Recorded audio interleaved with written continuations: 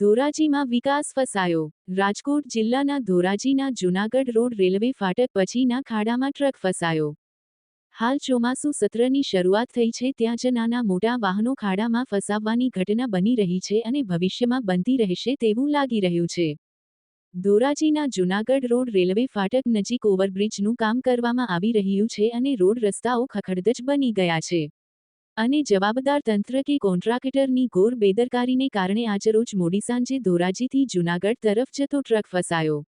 4 કલાકથી આ ટ્રક ફસાયો પણ કોઈ પણ તંત્ર મદદે આવ્યું નહોતું અને પ્રાઇવેટને ટ્રક કાઢવામાં માટે 10,000 રૂપિયાનો ખર્ચ થશે।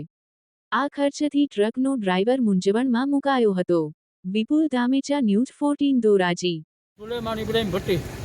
શું દાદા તમને શું અહીંયા શું વાહન લઈને આવ્યા હતા, શું તકલીફ પડે છે? હું ખટાડો લઈને જુનાગઢ ફાટકથી આમ નીકળ્યો ત્યાં અહીંયા પુલ બને છે, રોડનું કામ આલે છે ને હું 4 કલાકથી મારી ગાડી અહીંયા ખૂંચેલી પડી। હું ભાઈ સાહેબ બાપા કરી હાથ જોડીને કહું છું, કોઈ મારું કીધું માનતું નથી ને મને 10,000 રૂપિયા જીસીબીના ભાડાના ટ્રેનવાળાએ મને કીધા, તો આ મારે ગરીબ માણસ હું ક્યાંથી કાઢી?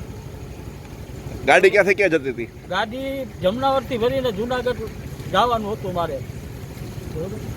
ગાડી કેટલા સમયથી ખૂંચેલી છે? ગાડી આ 4 કલાકથી ખૂંચેલી છે, મને કોઈ જવાબ આપતું નથી। મેં બધાને ફોન કર્યા, રોડ કામવાળાઓને ઓને આને બધાને ફોન કર્યા, મને કોઈ જવાબ આપતું નથી।